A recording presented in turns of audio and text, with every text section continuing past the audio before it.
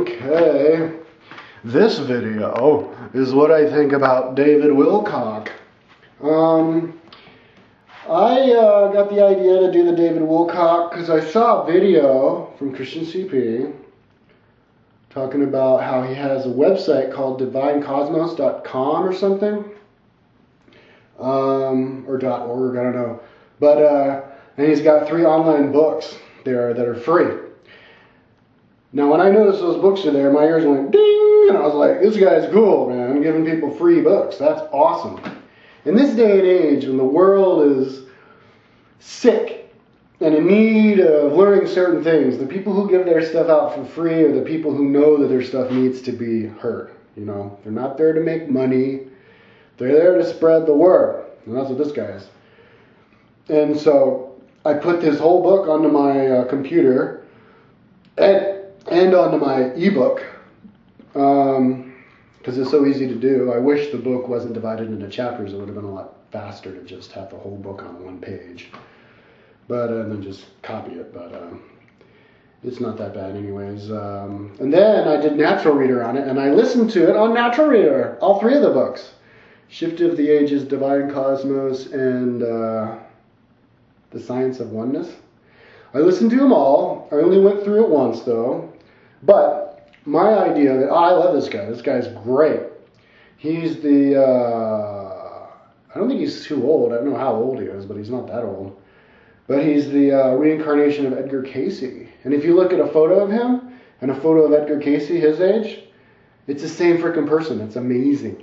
It's the same person. Looks exactly the same. So I'm going to keep my eye out for people in the past, man. And if I see myself, I'm going to be like, that's me. So, and I mean, it's really exciting, isn't it? Like maybe in the future, we'll know who we were in the past just by looking at a photo. Like maybe in 100 years or 200 years or whatever, I'll look at a photo of Kyle Pounds, right, somewhere on my kayak trip or something, and I'll be like, oh my God, that's me, because I'll look the same. So that'd be cool. But anyways, and I guess there's some other people. In one of those books, he had some other scientists, and the scientist thought he was some other scientist who was into the same thing, and they had photos of the guys next to each other, and they even looked the same. So that was cool. If anybody says I look like somebody who had died before I was born, please tell me. Everybody says I look like Tom Hanks, but anyways, he's still alive, so I can't be him. But, so anyways, David Wilcock, what he's all about, he's basically the guy who is basically, as far as I'm concerned, bringing all science together, integrating all science. This day and age is the age and day where we integrate all sciences. Still, too much of the time, all these scientists, they just get specialized into a field. You know, scientists are even a job or a profession. You're not even really educated anymore, like in the day when you just become educated about everything. You get educated about one thing and you become like a specialist, and then a specialist over here. So it's all these little compartments where they don't communicate. And so he wrote a book that integrates everything under the idea that the universe is alive,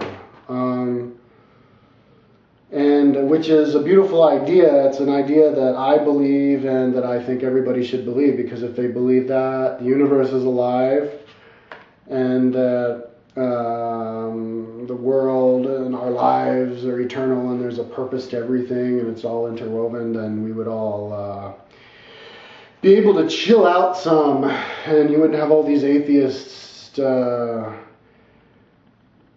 trying to, you know, say abortion should be illegal because you're killing a human, or all the Christians say abortion should be illegal because if you do that, they go to hell forever, and all this stuff that just doesn't make any sense because it's not integrated. And so, yeah, he says, 4:20, I looked at my watch, there, exactly 4:20.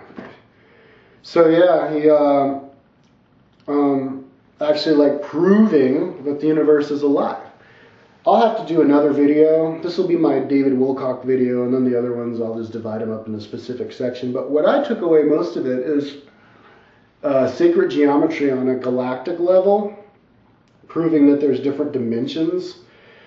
As we all know, our spirits, and I'm sure everybody knows this except for the atheists, but all the Christians and stuff believe that Your soul is on one dimension, your body's on another dimension. Your body's on the third dimension, your soul's on some higher dimension that is irrelevant, that doesn't connect, influence with this dimension. You know, like a ghost could go through a wall, that type of a thing. So how does that work? Well, he apparently has figured it all out scientifically. Listening to the book on Natural Reader, there's no way you're going to retain much of it because it's just too advanced for you to be able to hang on to every word. Natural Reader, hang on to every word, it would be like a story or something, but not like all the scientific facts and figures and this, that, and the next thing. So, you know, I'd have to listen to it over and over and over again. So this is just me talking about it once, and then, like I said, I just divide it up later. But and I will read the books too, because he did a great job of bringing all the science together. You know, and I think he's the preeminent guy for that. Like if I had been paraplegic and not able to do other stuff, I would have done exactly what he did. I would have read all these different books and tied them all together, and I tried to express this idea. So the one thing that I brought away the most was sacred geometry on a galactic level. All of our planets that we can see are in the third dimension. Now the people who he derives most of the information from is the raw law of one. And I went and I listened to Raw Law of One after I listened to his books on Natural Reader, and I'll do a video about that after this. But they're talking about different dimensions. You'd have the first, and they call it densities, but different dimensions. The first one, like everything is alive. So rocks are alive, but they only know that they exist. And then second density dimension, well, it's all third dimension, I guess.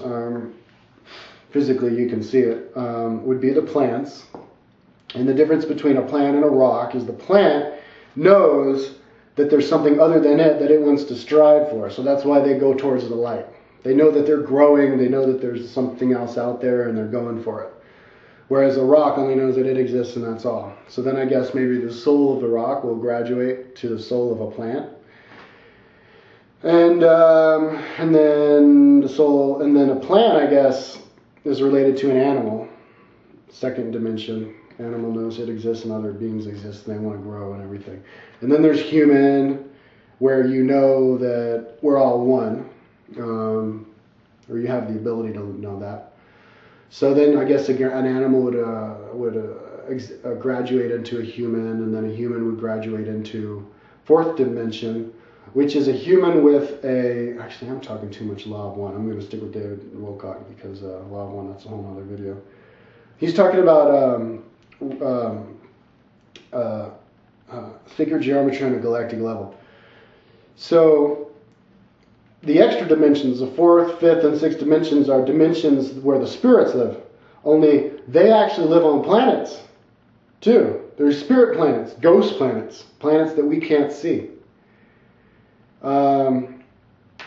Or facets of planets that we can see that exist on another dimension. So like there's a planet, there's people living inside the Earth, and the societies inside the Earth, but they're in another dimension.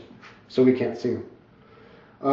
And so the idea as far as the sacred geometry on a galactic level is that energy travels throughout the universe and the galaxy, but not haphazardly. And not only the way that our common science considers it to travel, which is just light going out from the sun, and then it flies out straight, and then it hits the earth and all this stuff, and that's it. There's other levels of energy. And when it flies around, it enters planets in a certain configuration, and a different configuration that it enters the planet is on a different, corresponding to a different dimension. So I guess the first dimension would be like a sphere, so that's what we see. But if we were to be on the next dimension, like the fourth dimension, maybe with our eyes, we would be able to see the energy coming in a certain configuration. I think it's called tetrahedron. I didn't study my platonic solids, but I guess a platonic solid is a shape that is that's like a sphere that is broken up into grids.